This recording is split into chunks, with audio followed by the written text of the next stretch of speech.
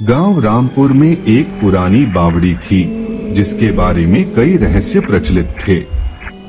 कहते थे कि वहां रात में कोई जाता तो वापस नहीं आता, लेकिन मनु जैसा बालक ऐसी कहानियों से डरने वालों में नहीं था। एक दिन उसने अपने दोस्त से सुना कि बावड़ी में अजीब सी रोशनी दिखती है और पानी से किसी के बात करने की आवाज आती है। यह सुनते ही उसकी जिज्ञासा बढ़ गई। वह अपनी माँ सुमित्रा से बिना कुछ कहे रात को बावड़ी की ओर चल पड़ा। बावड़ी के पास पहुँचते ही अंधेरे में हल्की नीली रोशनी दिखी।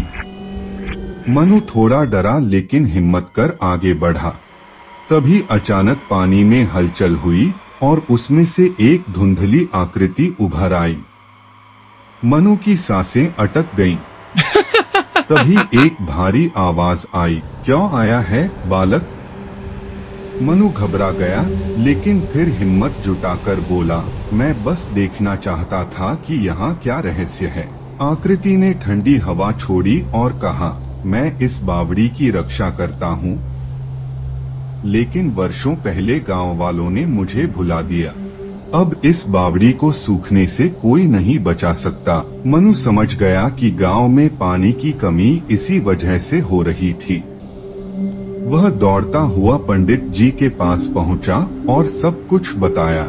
पंडित जी ने बताया कि यह गांव के रक्षक देवता की आत्मा थी जो गांव वालों की भक्ति की प्रतीक्षा कर रही थी। अगले दिन पूरे गांव ने बावड़ी की सफाई की, पूजा रखी और फिर से वहां पानी भरने लगा।